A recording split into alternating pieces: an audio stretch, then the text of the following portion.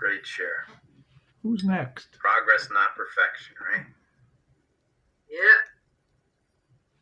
All right, Big Steve, what do you got, buddy? Wow. So, a couple things real fast. That suffering is a catalyst. Yes, the catalyst that forces us to change. Also, the friend that you mentioned, Sarah, who is deaf, doesn't need to speak to AI. You can text to AI, and AI will text back. You don't need to have hearing to communicate with AI. Thank you, Steve. Regarding the reading today, which said "Quiet Your Disturbance," uh, harkens back to what we hear every time we're at this meeting, where the meditation lady says, paraphrases that, and tells us we should pause when we are agitated, almost exactly the same as "Quiet Your Disturbance," which is what Bill said. Um, the interactions that we have to have with other human beings when we're in the workplace, or as Grace explained, when you're driving your car, or in anything that you do.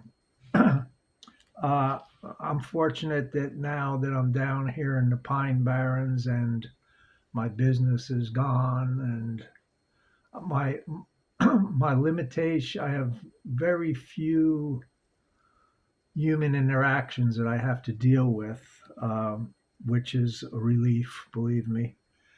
But one of the things that helps me is when I realized, I heard this phrase, hurt people, which I didn't really understand in the beginning. But speaking of AI, I just checked with AI to make sure my figures were correct. And according to AI, according to the World Health Organization, uh, 1 in every 4 adults have a diagnosable mental, behavioral, or emotional disorder. 1 in 4 adults have a mental, behavioral, or emotional disorder. So, going through your day today or during the work week, as you look around the office, or as you look around the shop, right? Or if you look around wherever it is you are, even in a meeting, I'm sure the percentages are much higher in a meeting.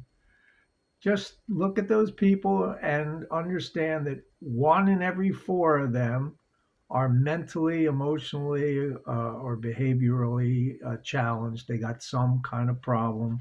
They're basically nuts. I'll throw myself in there too. I'm definitely one of those 4. I'm one of those, 25%.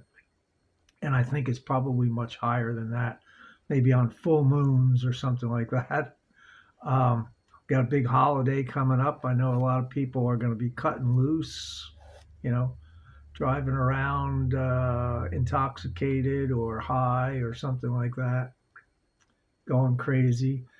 Last Tuesday down here in Long Branch, there was what's called a pop-up party. I don't know if you heard about it, because I never heard of a pop-up party, but apparently these people go on Facebook or someplace and tell each other that they're going to all get together at location XYZ. This time it happened to be Long Branch, which is a beautiful city right on the ocean.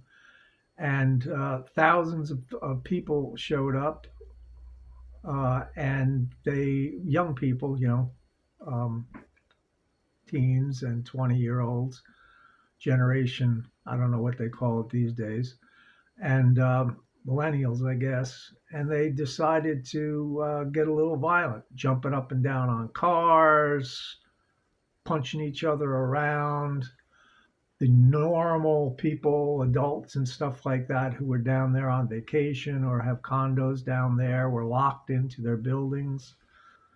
Uh, Over 200 police were called in with riot gear to try to, you know, suppress this, street party.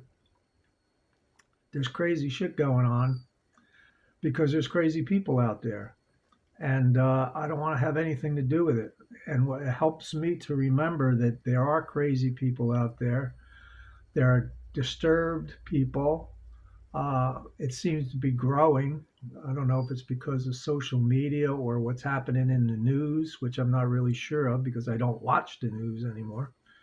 Um, so I'm not affected by that, but I see the way it affects other people, So I know there's something going on just by the way people are acting.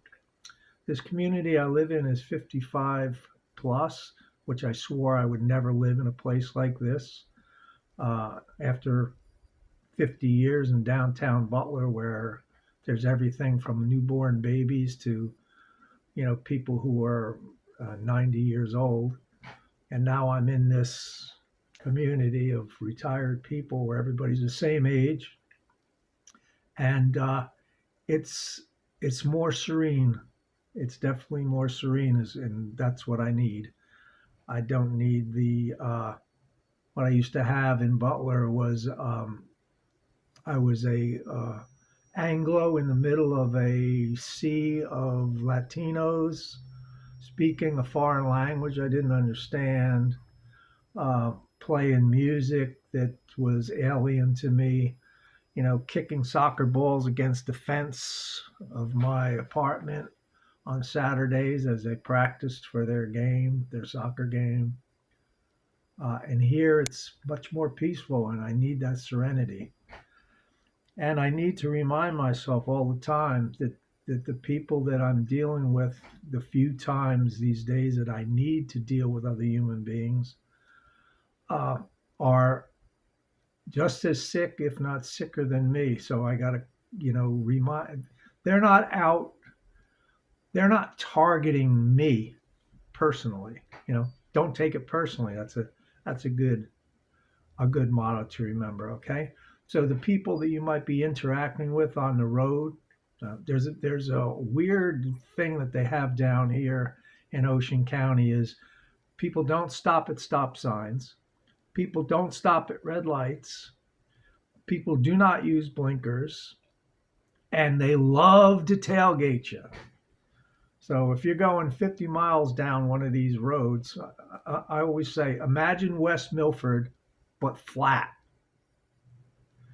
That's what it's like down here in the Pine Barrens. Flat West Milford. So you're driving down a road in West Milford, 50 miles per hour, nobody else around, and all of a sudden this great big souped up truck that's all jacked up 5 feet high gets right on your ass like it's going to push you off the road. That's the way they drive down here.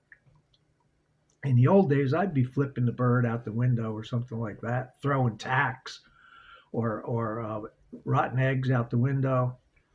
But now I just look for a place to pull over and let him go by. I don't know what his problem is. I don't want to know what his problem is. I don't want to talk to him.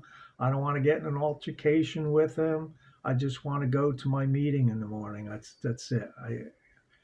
And it's good practice to remind myself that as soon as I go outside this house, as soon as I go outside this community and go out into the general public, I am going to be definitely running into that 25% of the population who have some kind of issue today. They had a fight with their wife, they're terminally ill, they're an addict of some kind, um, and they have their own disturbances, and maybe they don't have a program.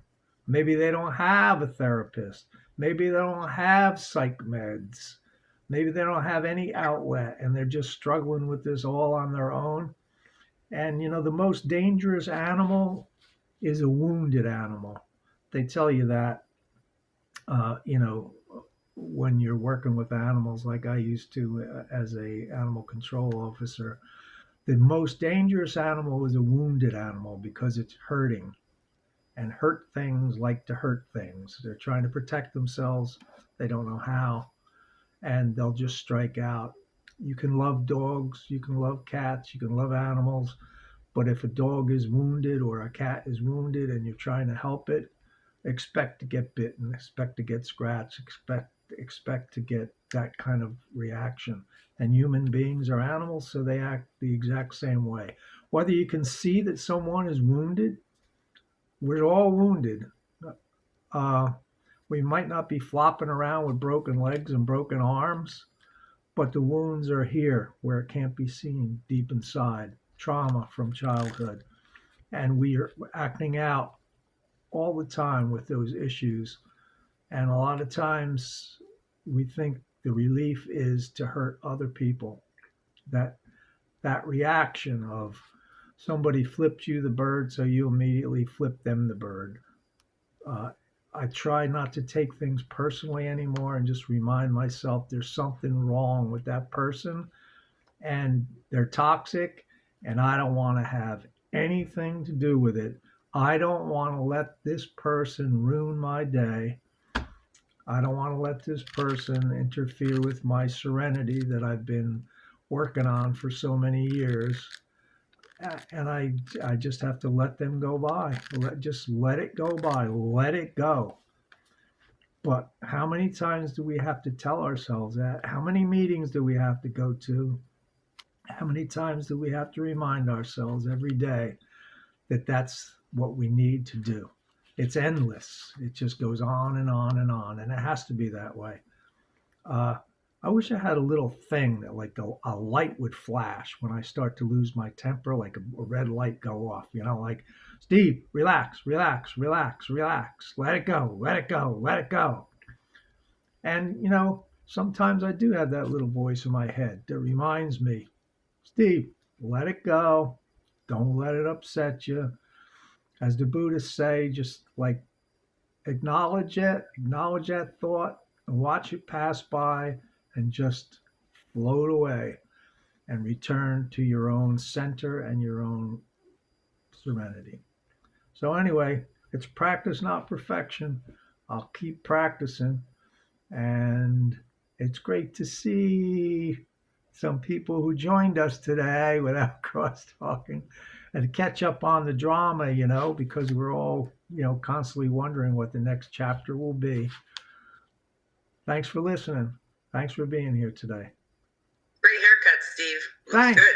Oh, as long as you mentioned it, I wanted to get one like Keith, so I said, I want one just like Keith, Looks good. I like it. Keith and you looking sharp. Looking sharp, gentlemen. Thank you.